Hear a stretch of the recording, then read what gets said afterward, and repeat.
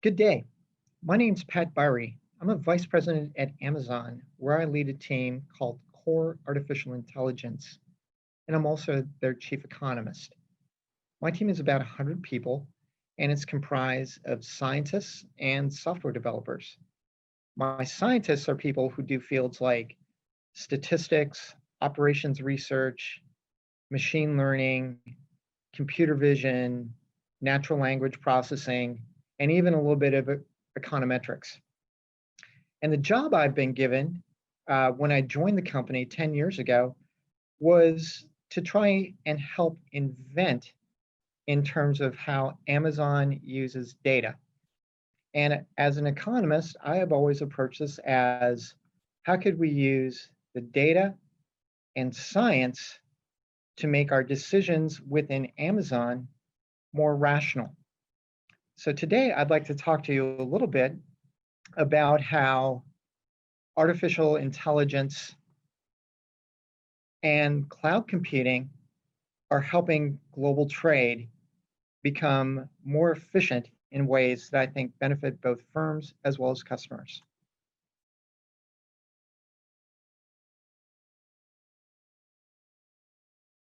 I'd like to talk to you today about how international trade is being, in some ways, revolutionized by artificial intelligence and cloud computing technologies such as AWS. Uh, uh, as you can see in my background, I'm an economist, and something we know from basic economics is that international trade is actually highly inefficient. Economists are sort of generally obsessed with whether markets function efficiently or not. And there's literally a mountain of evidence to suggest there are rampant inefficiencies in international trade. And let me just tell you about a couple of them. A first thing is this is something in any undergraduate international trade book is called purchasing power parity. Purchasing power parity is a really, really simple idea. It's if markets operate efficiently, if you have the same good in two different countries, after you adjust for exchange rates, they should roughly have the same price. But when you look at the data, purchasing power parity massively fails. There's hundreds, if not thousands, of studies that have demonstrated this. Not only do prices not equalize when you have things like big shocks to exchange rates, big shocks to costs, those prices don't even adjust in ways that sort of follow basic economics. The best estimates I've seen are it takes prices adjust about on the order of 15% a year towards what you would predict by purchasing power parity. That is, if we could efficiently arbitrage goods across boundaries. A second thing we know about international trade is that new and small firms trade too little. So when we look at markets, basic economics can't explain why many new and smaller firms only operate in their domestic market. If markets were really efficient, they would be reaching a more broad and a more global audience. So why does this happen? There's a number of reasons that I think are fairly well understood and probably experienced by many of the people in this audience. The first one is it's really complicated to move goods across borders. There are mountains of paperwork and compliance associated with moving products, let's say, between ports in ways that is compliant with regulation.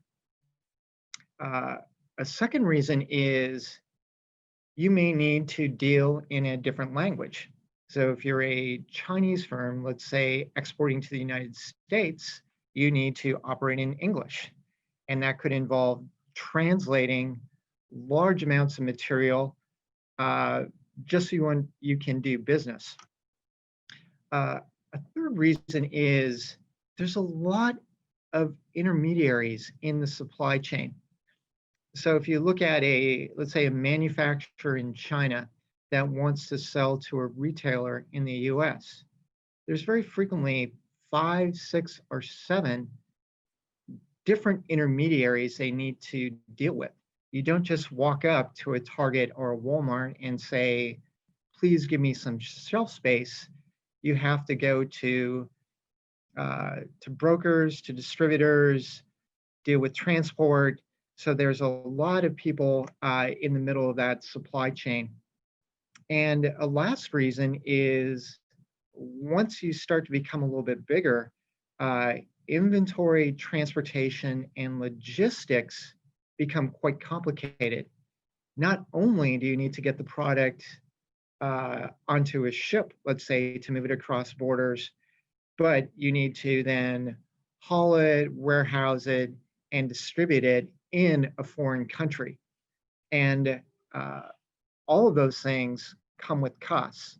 So these are some of the reasons why international trade is quite efficient. Something that's really remarkable to me as an economist is how the cloud and AI are reducing many of these inefficiencies. An example of this in Amazon is something called Fulfilled by Amazon, but there are related services at other companies. So the idea behind Fulfilled by Amazon is if you're a small seller, you can basically take your product and ship it to an Amazon warehouse. And after it's shipped to an Amazon warehouse, we take care of all the rest. So for example, when you inbound your inventory, you don't need to rent a warehouse, you don't need to create workers, you don't need to pack or unpack. You simply pay a fee to have all of those services provided to you, and actually a fairly modest fee. A second thing that happens is you can use Fulfilled by Amazon to very quickly expand to international markets. If you're a firm in the US and you want to market to Europe, all you need to do is inbound your inventory to the correct warehouse, and Amazon takes care of the rest. Small sellers, even let's say a kid in a college dorm room, could engage in international trade with almost zero entry costs. And they'll have access, even the smallest, newest, and least sophisticated firms, by paying a modest fee, can have access to world-class warehousing, transport, customer service, product distribution, marketing, everything you need to do to get products to a customer. Something that's really, to me, kind of magical about things like Fulfilled by Amazon is it runs a supply chain almost like a market. Traditional supply chain is a command and control process. You know, a firm creates a forecast, it decides how many units of a good it's going to order, and then it cuts a purchasing order to a vendor who distributes it. Fulfilled by Amazon doesn't operate like that at all. What we do is we simply post a set of prices. And these prices are things like, here's how much we're going to charge you to unpack your box when we receive it at the warehouse. Here's how much we're going to charge you a week to rent a cubic foot of shelf space. And here's a commission we'll take on the product after you sell it. So we really use a price system to run the supply chain rather than a command and control process. So it's almost like a Chicago economics approach to running a supply chain. And it really lowers entry costs for sellers and puts a lot of control in the hands of small and medium-sized businesses. One of the services we offer through Fulfilled by Amazon is something called global selling, which is really powered by artificial intelligence.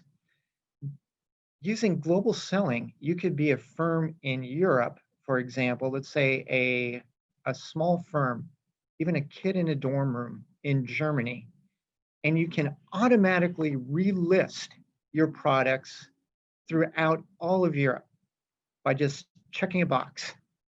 So the costs of international trade literally go to zero. And how do we do that? Well, the first thing is we take the web page you've created that describes your product, and we use artificial intelligence in the cloud to automatically translate that web page, let's say from German to Italian, or whatever the other local language is. The second thing we do is we handle all of the compliance aspects for you. And when you deal with hundreds of millions of products, this is not a small feat to see whether you comply with, let's say, health and safety or other requirements. We use artificially intelligent algorithms to, let's say, take the information on your web page or other data loaded by the seller to see whether they can relist that product in another country. Amazon uses artificial intelligence, optimization, statistics to take a product, let's say you've inbounded to Germany, will redistribute a certain fraction of it to Italy, to France, to other countries in the EU based on artificially intelligent algorithms that predict the demand. And we keep costs low by using the cloud and AI to minimize transportation costs associated with this. So what you have through the use of AI is we've taken a process that's normally very expensive and very burdensome for small firms and driven those costs much, much closer to zero. And as a result, you see not just on Amazon, but in other places, increased amounts of trade across global borders because these algorithms facilitate things that used to be done by hand using the cloud and computation. So with the cloud and AI, international trade is literally being transformed. We're still in the early innings of doing this, but I think this is going to be a larger trend. And the reason I think it's going to be a larger trend goes back to my first slide, namely, markets are operating very inefficiently across borders. And that's because using old ways of doing business makes it difficult and very expensive to distribute, sell, and reach customers. But when we lower those costs, firms are going to see opportunities, and they're going to take advantage of those opportunities by using these new technologies. So I think we're just at the early innings of this trend, and it's going to do good things, not just for firms, but for customers by allowing firms to specialize and let trade increase. Thank you very much.